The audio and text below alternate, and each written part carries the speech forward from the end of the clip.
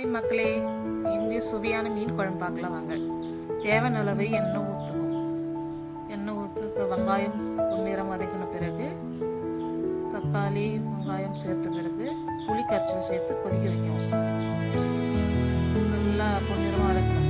வெங்காயம் தக்காளி சேர்க்கணும். அப்புறம் உப்பு சேர்த்து மஞ்சத்தூள் குழம்பு மஞ்சள் போட்டு நல்லா கலந்து நல்லா வதக்கின பிறகு 2 ஸ்பூன் மிளகாய்த்தூள், வீட்டில் அரைச்ச மிளகாய்த்தூள் போட்டு நல்லா கலந்து புளி கரைசலை சேர்த்து கொதிக்க வைக்கும். கொதித்த பிறகு மீன்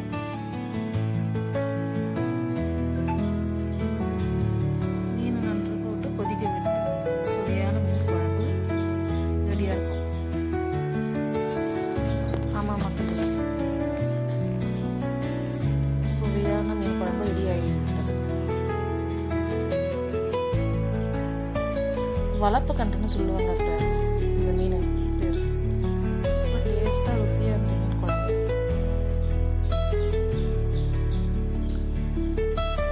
நல்லா கொதித்த பிறகு சோள சாதம் போட்டு